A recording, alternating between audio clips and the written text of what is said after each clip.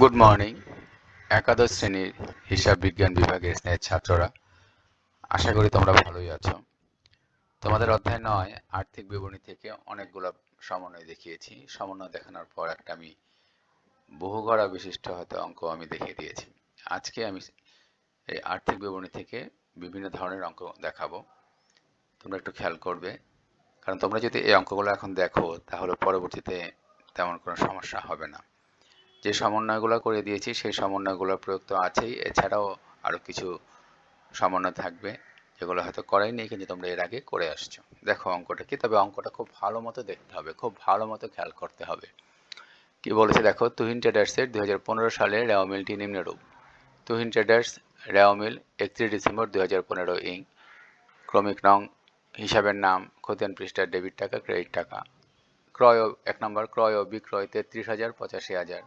প্রারম্ভিক মজুত পণ্য 23,000, আসবাবপত্র 20,000, উত্তোলন ও মূলধন 21,000, 67,400, বেতন 12,000, অনাদায়ী পাওনা ও অনাদায়ী পাওনার সঞ্চিতি 2,000 আর 3,600, প্রাপ্য হিসাব 34,000, ভাড়া 8,000, কর 8,000, ক্রয় বাট্টা 5,000, দুই দিকে যোগফল 1,61,000, 1,61,000। এটা হচ্ছে রেওয়া মিল, এবং তুমি দেখবে রেওয়া মিলের মধ্যে কি দেওয়া আছে সেটা ভালো করে দেখবে। তারপর দেওয়া আছে সমন্বয়। দেখো 1 নম্বর সমন্বয়টা কি, সমাপনী মজুত পণ্য 20,000 টাকা। সমাপনী মজুত পণ্য কত? 20,000 টাকা। 2 নম্বর, মাসিক বেতন 1500 টাকা, মানে 1 মাসে বেতন দেয় 1500 টাকা, এবং ভাড়া 8 মাসের প্রদত্ত হয়েছে, এবং ভাড়া 8 মাসের প্রদত্ত হয়েছে। আচ্ছা, 3 নম্বর দেখো, ক্রয়ের মধ্যে 500 টাকার মণিহারি এবং বিক্রয়ের মধ্যে 2,000 টাকার আসবাবপত্র অন্তর্ভুক্ত আছে। 2,000 টাকার আসবাবপত্র অন্তর্ভুক্ত আছে। আচ্ছা, 4 নম্বর দেখো, অনাদায়ী পাওনা 500 টাকা এবং প্রাপ্য হিসাবের 5% অনাদায়ী পাওনা সঞ্চিতি ধরতে হবে, আর অগ্রিম কর 1,600 টাকা। ক, উপযুক্ত তথ্য থেকে নিরপ্রাপ্য হিসাবের পরিমাণ নির্ণয় করো। খ, তুহিন ট্রেডার্সের মোট মুনাফা বা ক্ষতির পরিমাণ নির্ণয় করো। গ, তুহিন ট্রেডার্সের পরিচালনার মুনাফা বা ক্ষতির পরিমাণ নির্ণয় করা। তাহলে তোমাকে কিন্তু রেওয়া মিল এবং সমন্বয় দিয়ে দিয়েছে। এই রেওয়া মিল এবং সমন্বয় থেকে তোমাকে এই 3টা বিষয় বের করতে হবে। এই অঙ্কগুলো খুব ভালো মতো সমন্বয়গুলো এবং রেওয়া মিলগুলো দেখে যাবে। আচ্ছা, নিট প্রাপ্য হিসাবের পরিমাণ নির্ণয়। প্রাপ্য হিসাব 34,000 টাকা দেওয়া ছিল। দেখো, প্রাপ্য হিসাব দেওয়া ছিল এখানে 34,000 টাকা। এই 34,000 টাকা প্রাপ্য হিসাব, বা অলিখিত অনাদায়ী পাওনা 500 টাকা। এই যে এখানে দেওয়া আছে অনাদায়ী পাওনা 500 টাকা, এটা অলিখিত অনাদায়ী পাওনা বা নতুন অনাদায়ী পাওনা, বা যে অনাদায়ী পাওনা বাবদ 500 টাকা আদায় হয়নি বা লেখা হয়নি বা ধরা হয়নি, যেটাই বলা হোক না কেন, এটা অলিখিত অনাদায়ী পাওনা। প্রাপ্য হিসাব 34,000 টাকা বাদ অলিখিত অনাদায়ী পাওনা 500 টাকা, কত হলো? 33,500 টাকা। কার্যপ্রণালীতে আমরা দেখিয়েছি প্রাপ্য হিসাব 34,000 বাদ অলিখিত অনাদায়ী পাওনা 33,500। কারণ এই 33 কেন দেখালাম, কারণ এই 33,000 টাকার উপর 5% কাটতে হবে, এটা হবে নতুন অনাদায়ী পাওনার সঞ্চিতি। এই যে বাদ নতুন অনাদায়ী পাওনার সঞ্চিতি 1,675, 1,675। তাহলে 33,500 থেকে 1,675 বিয়োগ করলে কত হয়? 31,825। এটা হচ্ছে নিট প্রাপ্য হিসাবের পরিমাণ। এটা হচ্ছে নিট প্রাপ্য হিসাবের পরিমাণ কত? 31,825 টাকা। তাহলে নিট প্রাপ্য হিসাবের পরিমাণ যখন বের করতে যাব তখন আমাকে এইভাবে করতে হবে কি, প্রাপ্য হিসাব মানে দেনাদার। আমরা লিখতে পারতাম নিট দেনাদারের পরিমাণ নির্ণয় করো, একই প্রাপ্য হিসাব আর দেনাদার একই কথা। তাহলে কি দাঁড়ালো? প্রাপ্য হিসাব 34,000 বাদ অলিখিত অনাদায়ী পাওনা 500 টাকা, তাহলে কত হলো? 33,500 টাকা।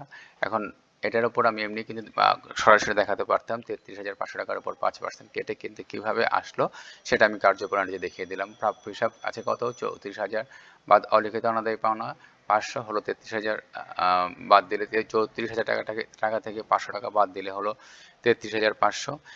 এবং এই 33,500 টাকার উপর 5% কাটলাম। 5% বলেছে, 5% কাটতে, হ্যাঁ, প্রাপ্য হিসাবের উপর 5% অনাদায়ী পাওনা সঞ্চিতি ধরতে হবে। এটা কিন্তু নতুন অনাদায়ী পাওনা সঞ্চিতি।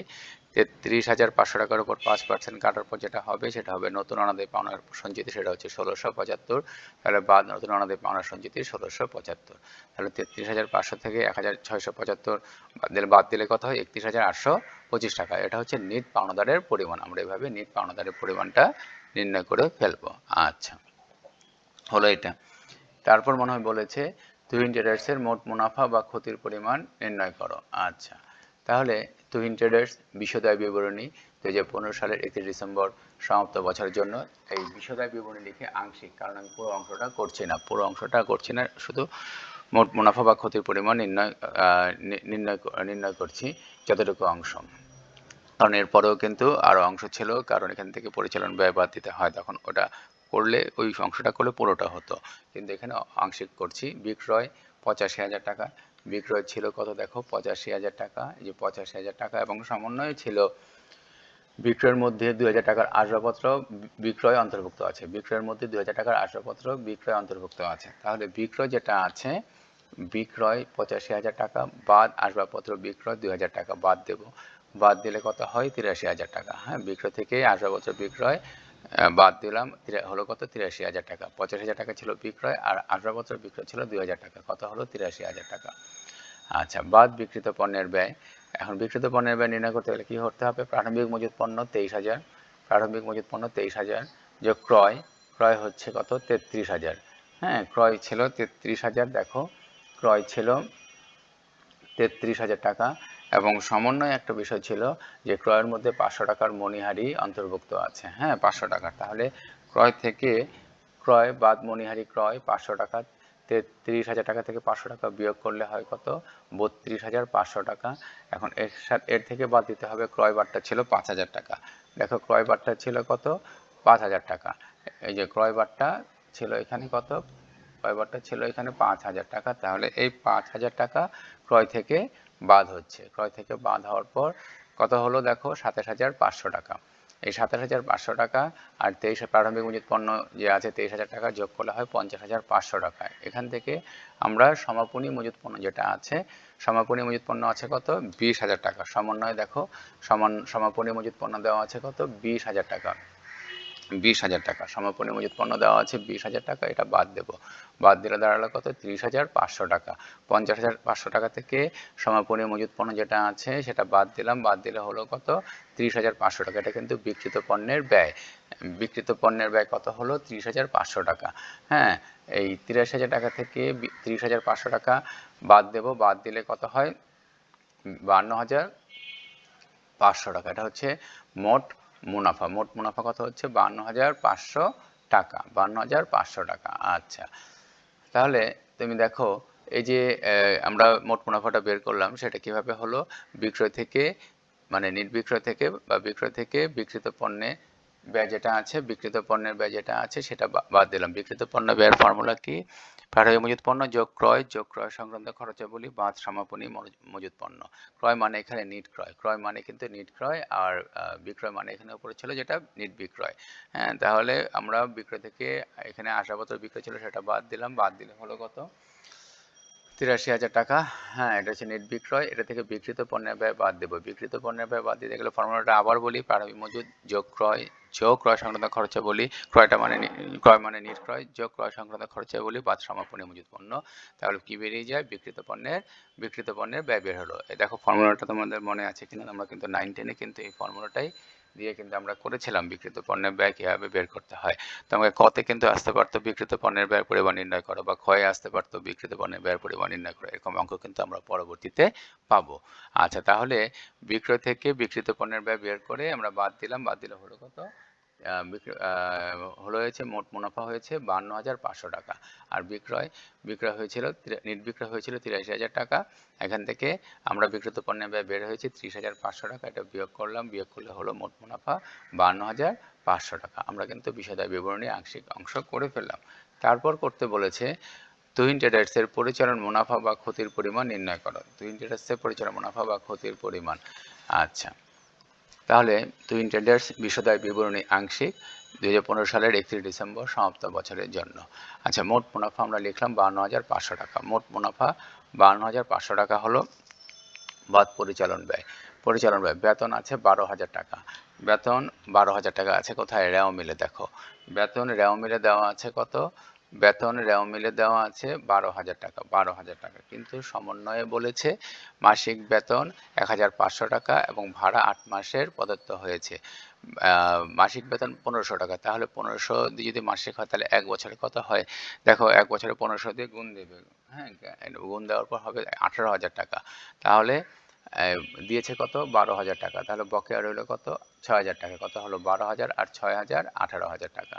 তাহলে বেতন ছিল 12,000 টাকা রেওয়া মিলে এবং বলেছে বেতন 1,500 টাকা প্রতি মাসে দেয়। তাহলে 1,500 টাকা প্রতি মাসে দিলে কত হয়, তুমি 12 মাসে 12,000 আর 500 করলে এক বছরে কত হয় 6,000।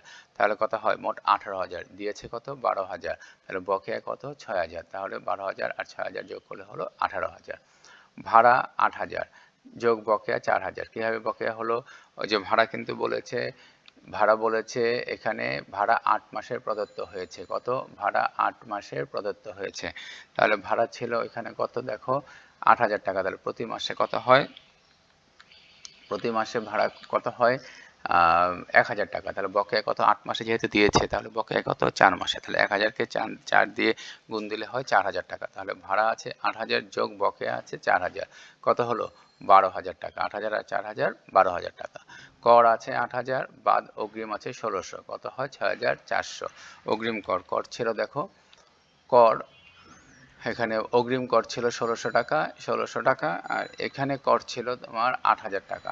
8,000 টাকা থেকে অগ্রিম কর যেটা আছে সেটা বিয়োগ করলাম, বিয়োগ করলে কত হয়, কর 8,000 টাকা যোগ বাদ অগ্রিম, কর 8,000 বাদ অগ্রিম 1,600, কত হলো 6,400 টাকা। আর পরে যে অংশটা যে অলিখিত অনাদায়ী পাওনা বা অলিখিত অনাদায়ী পাওনা সেটা দিয়ে আমরা করব, সেই অংশটা কিন্তু সমন্বয় আমরা দেখিয়েছিলাম কোথায়, যখন নাকি অনেকগুলো সমন্বয় করেছিলাম সেখানে। এখানে দেখো মানে সমন্বয় যেগুলো দেখিয়েছিলাম, অনাদায়ী পাওনা 500 টাকা এবং প্রাপ্য হিসাবের 5% অনাদায়ী পাওনা সঞ্চিতি ধরতে হবে। অনাদায়ী পাওনা 500 টাকা মানে এটা অলিখিত অনাদায়ী পাওনা, আর প্রাপ্য হিসাবের 5% অনাদায়ী পাওনা সঞ্চিতি ধরতে হবে। দেখো রেওয়া মিলের মধ্যে অনাদায়ী পাওনা আছে কিনা, রেওয়া মিলের মধ্যে অনাদায়ী পাওনা আছে 2,000 টাকা এবং অনাদায়ী পাওনার সঞ্চিতি দেওয়া আছে 3,600 টাকা। তাই রেওয়া মিলে অনাদায়ী পাওনা কত আছে 2,000 টাকা। তাহলে আমরা অনাদায়ী পাওনাটা আমরা লিখবো, এই যে অনাদায়ী পাওনা 2,000 টাকা যেটা রেওয়া মিলে আছে সেটা লিখলাম, অনাদায়ী পাওনা 2,000 টাকা যোগ অলিখিত অনাদায়ী পাওনা 500 টাকা, যেটা নাকি ওই যে বলেছে অনাদায়ী সমনের মধ্যে অনাদায়ী পাওনা 500 টাকা মানে এটা অলিখিত অনাদায়ী পাওনা বা নতুন অনাদায়ী পাওনা। আচ্ছা, তাহলে আমরা অনাদায়ী পাওনা 2,000 টাকা লিখলাম, এর সাথে যোগ অলিখিত অনাদায়ী পাওনা 500 টাকা, কত হলো 2,500 টাকা, যোগ নতুন অনাদায়ী পাওনার সঞ্চিতি। আমরা কিন্তু ক থেকে প্রাপ্ত দিতে পারি, নতুন অনাদায়ী পাওনার সঞ্চিতি আমরা বের করেছি কত 1,675 টাকা বা 1,675 টাকা। আচ্ছা, তাহলে যোগ নতুন অনাদায়ী পাওনার সঞ্চিতি, এটা কিন্তু বিশদয় বিবরণীতে করছি। তার কত হলো 4,175 টাকা বাদ পুরাতন অনাদায়ী পাওনার সঞ্চিতি তোমার কত আছে 3,600 টাকা। কোথায় আছে পুরাতন অনাদায়ী পাওনার সঞ্চিতি, রেওয়া মিলের মধ্যে দেওয়া আছে দেখো, পুরাতন অনাদায়ী পাওনার সঞ্চিতি 3,000, ওই যে অনাদায়ী পাওনার সঞ্চিতি ক্রেডিট দিকে 3,600 টাকা, এটা হচ্ছে পুরাতন অনাদায়ী পাওনার সঞ্চিতি। আচ্ছা, তাহলে বাদ পুরাতন অনাদায়ী পাওনার সঞ্চিতি 3,600 টাকা, তাহলে হলো কত 575 টাকা, 575 টাকা। তাহলে 18,000 টাকা, 12,000 টাকা, 6,400 আর 575 যোগ করলে হলো 36,975 টাকা। কত 36,975 টাকা। এই 52,500 থেকে 36,975 বিয়োগ করলে হলো 15,525 টাকা। 15,500, ওই যে 15,000, এই যে 15,525 টাকা। কত 15,525 টাকা হলো, যে 15,525 টাকা হলো, এটা কি পরিচালন মুনাফা, পরিচালন মুনাফা হলো। যদি এখন অন্যান্য আয় থাকতো তাহলে অন্যান্য আয় যোগ করতাম এবং অন্যান্য ব্যয় থাকলে অন্যান্য ব্যয় বাদ দিতাম, তাহলে যেটা হতো সেটা হতো তোমার নিট মুনাফা বা নিট ক্ষতি বের হতো। এখন যদি তোমাকে নিট মুনাফা বা নিট ক্ষতি বের করতে বলে এই অঙ্কটার মধ্যে, তাহলে পরিচালন মুনাফা যদি না বলে তাহলে অন্যান্য আয় এবং অন্যান্য ব্যয় নেই, তাহলে এটাই কিন্তু নিট মুনাফা হতো। যাই হোক, এরকম অঙ্ক আমি পরে দেখাবো। আচ্ছা, তাহলে দেখো মোট মুনাফা আছে 52,500 টাকা, এর থেকে পরিচালন ব্যয় যেগুলো আছে সেগুলো বাদ দিয়েছি, বাদ দিলে হলো কত 15,525 টাকা হয়েছে তোমার পরিচালন মুনাফা। আচ্ছা, এই যে অঙ্কটা তোমাকে খেয়াল করতে হবে কোন ক্ষেত্রগুলোতে, কোন ক্ষেত্র দেখো সমন্বয়গুলোতে, যেমন এখানে বলেছে মাসিক বেতন 1,500 টাকা এবং ভাড়া 8 মাসের প্রদত্ত হয়েছে, তারপর ক্রয়ের মধ্যে 500 টাকার মণিহারি এবং বিক্রয়ের মধ্যে 2,000 টাকার আসবাবপত্র অন্তর্ভুক্ত আছে। হ্যাঁ, তারপর অনাদায়ী পাওনা 500 টাকা এবং প্রাপ্য হিসাবের 5,000 টাকা অনাদায়ী পাওনা সঞ্চিতি ধরতে হবে, অগ্রিম কর ১৬০০ টাকা। তোমাকে এই সমন্বয়গুলো দেখতে হবে, কারণ তুমি যদি সমন্বয়গুলো ভুল করে ফেলো তাহলে কিন্তু তোমার কিন্তু অঙ্ক ভুল হয়ে যাবে। এখানে যে মাসিক বেতনে যেটা বলেছে, এখানে কিন্তু বকেয়াটা সরাসরি দেওয়া নেই ৬০০০ টাকা। এখানে বেতনের ওটা, আর ভাড়ার বকেয়া ৪০০০ টাকা কিন্তু সরাসরি দেওয়া নেই, তোমাকে বের করতে হচ্ছে। কারণ বেতন বলেছে প্রতি মাসেতে ১৫০০ টাকা, তাহলে এক বছরে কত হয় ১৮০০০ টাকা। ১৫০০কে ১২ দিয়ে গুণ করবে, কত হয় মানে প্রতি মাসেতে ১৫০০ টাকা, কত হয় ১৮০০০ টাকা, কিন্তু দিয়েছে কত ১২০০০ টাকা। তাহলে বকেয়া কত বের হবে? বকেয়া কত হবে ৬০০০ টাকা। ১৮০০০ টাকা হতে কত লাগবে ৬০০০, তাহলে ১২০০০ আর ৮০০০ কত হচ্ছে ১৮০০০ টাকা। আর ভাড়া ৮০০০ টাকা দেওয়া আছে যে ৪ মাসের এখনো দেওয়া হয়নি, বা ৪ মাসের মনে হয় ৮ মাসের দিয়েছে, বলা আছে ভাড়া ৮ মাসের প্রদত্ত হয়েছে। তাহলে ৮ মাসের দিলে ৪ মাসের বকেয়া আছে, তাহলে ভাড়া দিয়েছে ৮০০০ টাকা, প্রতি মাসে ৮ দিয়ে ভাগ করলে কত হয় ১০০০ টাকা, আর যোগ বকেয়া ৪০০০ টাকা। ৪০০০ কীভাবে হলো? ১০০০কে ৪ দিয়ে গুণ দিলে হয়ে যায় ১২০০০ টাকা। এই ১২০০০ হলো এভাবে। আর অগ্রিম করতে তোমার করের অগ্রিম দেওয়াই আছে। আর অনাদায়ী পাওনা যে সেটা ৬৪০০ টাকা বেড়ে হয়েছে অগ্রিম, আরে কর। আর অনাদায়ী পাওনা দেওয়া আছে তোমার এখানে ২০০০ টাকা, যোগ অলিখিত অনাদায়ী পাওনা মনে হয় ছিল ৫০০ টাকা, তাহলে কত হলো এটা, এই ২০০০ টাকা কিন্তু অনাদায়ী পাওনা, এটাও মিলে। আর যোগ অলিখিত অনাদায়ী পাওনা, এটা কিন্তু তোমার সমন্বয় দেওয়া আছে ২৫০০ টাকা, যোগ নতুন অনাদায়ী পাওনার সঞ্চিতি। নতুনটা আমরা ক থেকে প্রাপ্ত, কতে আমরা বের করেছি। যদি কতে বের না করতাম তাহলে তোমাকে এটা ওয়ার্কিং সেবা কার্যপ্রণালীতে দেখাতে হতো যে নতুন অনাদায়ী পাওনার সঞ্চিতি কীভাবে তুমি বের করেছো। এটা কত হলো ১৬৭৫, তাহলে কত হয় ৪১৭৫ টাকা। বাদ পুরাতন অনাদায়ী পাওনা সঞ্চিতি আছে ৩৬০০ টাকা, তাহলে কত হলো ৫৭৫ টাকা। তাহলে মোট পরিচালন ব্যয় কত হলো ৩৬৯৭৫ টাকা। তাহলে ৫২৫০০ টাকা থেকে ৩৬৯৭৫ টাকা বাদ দিলে যেটা হলো কত হলো ১৫৫২৫ টাকা। এটা হচ্ছে পরিচালন মুনাফা। ওকে, তোমরা কিন্তু আশা করি বুঝতে পেরেছো, কারণ 9, 10-এ কিন্তু আমরা এভাবেই করে আসছি, এবং এভাবেই কিন্তু তোমাদের ফার্স্ট ইয়ারের অঙ্ক কিছু কিছু ক্ষেত্রে হয়তো নতুন তথ্য আসবে, নতুন কিছু, আর বাকিটা প্রায় ওরকম 9, 10-এর মতোই প্রায়। আচ্ছা, তোমাকে কিন্তু প্রশ্ন হতে পারতো খতে পরিচালন ব্যয়ের পরিমাণ নির্ণয় করো, তখন কিন্তু তোমাকে এভাবে শুধুমাত্র পরিচালন ব্যয় যেগুলো আছে, যে সমন্বয় সহ সেই জিনিসগুলো আমাদেরকে দেখাতে হবে। বিভিন্নভাবে কোশ্চেনটা হতে পারে, আমি কিন্তু বলে যাচ্ছি বিভিন্নভাবে হতে পারে। তাহলে ক যেটা বলেছিল নিট প্রাপ্য হিসাবের পরিমাণ নির্ণয়, সেটা করলাম। মোট মুনাফা বা ক্ষতির পরিমাণ নির্ণয় করো, পরিচালন মুনাফা বা ক্ষতির পরিমাণ নির্ণয় করো, আমরা কিন্তু করেছি। তাহলে প্রাপ্য হিসাবের পরিমাণ কীভাবে নির্ণয় করেছি, এবং ওয়ার্কিংসে যে কাজটা দেখাতে হয় সেটা আমরা দেখিয়েছি। হ্যাঁ, ওয়ার্কিংসে যেভাবে করতে হবে, এটা না করলে ওয়ার্কিংসে বা কার্যপ্রণালীতে তাহলে আমরা নতুন অনাদায়ী পাওনা সঞ্চিতি বের করতে পারবো না। যদি ক্যালকুলেটারে বের করো তাহলে তোমার অনেকে হয়তো এখানে নম্বর কাটতেও পারে, তাই আমরা এই বিষয়টা দেখিয়ে দেবো, কারণ পরবর্তীতে কিন্তু নতুন অনাদায়ী পাওনা সঞ্চিতি পরিমাণের বিষয়টা আমাদের লাগছে। তারপর বিশদায় বিবরণী করেছি, মানে মোট মুনাফা বের করতে বলেছে।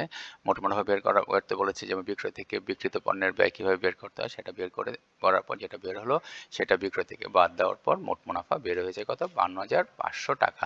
এবং কি কি বিষয় আছে, কি কি সমন্বয় আছে, কার সাথে কার সংযুক্তি আছে সমন্বয়ের মধ্যে, সেই বিষয়গুলো কিন্তু তোমাকে খেয়াল করতে হবে। যেমন মণিহারি আছে, ক্রয় আছে, ক্রয়ের সাথে মণিহারি ক্রয় ছিল, সেটা কিন্তু আমরা দিয়েছি মণিহারি ক্রয়টা, ঠিক আছে। আচ্ছা, তারপর বিক্রয় আছে, বিক্রয়টাও কিন্তু আমরা আসবাবপত্র বিক্রয় থেকে আসবাবপত্র বিক্রয়টা আমরা বাদ দিয়েছি। এই বিষয়গুলো তোমাকে খেয়াল করতে হবে। হ্যাঁ, তারপর মোট মুনাফা থেকে পরিচালন ব্যয় যেটা আছে সেটা আমরা বাদ দিয়েছি।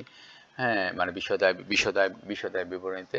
হ্যাঁ, এই যে বিষয়গুলো আছে সেই বিষয়গুলো তোমরা মোটামুটি ভালো করে দেখে যাও, এই যেগুলো দেখিয়েছি। পরবর্তীতে যখন নাকি আমি অঙ্ক করাবো, তখন তুমি দেখতে পাবে অঙ্কগুলোর মধ্যে কী ধরনের পার্থক্য হচ্ছে, বিভিন্ন সময় বিভিন্ন অঙ্কগুলো আমি করেই যাব। যাই হোক, অঙ্কগুলো ভালো করে দেখতে থাকো, এবং কোনটা অন্যান্য আয়, অন্যান্য ব্যয়, কোনটা পরিচালন আয়, কোনটা পরিচালন ব্যয়, সেই বিষয়গুলো তুমি ভালো মতো দেখতে থাকো, কারণ ওগুলো দিয়েই কিন্তু তোমাকে অঙ্ক করতে হবে। সবাই মাত্র একটা অঙ্ক করালাম, পরবর্তীতে আরও এরকম অনেক অঙ্ক করাবো, সেই অঙ্কগুলো তোমাদের দেখবে যে একটার সাথে আরেকটার পার্থক্য হয়ে যাচ্ছে। যাই হোক, আজ এখানেই রাখছি। তোমরা ভালো থাকো, সুস্থ থাকো। ধন্যবাদ সবাইকে।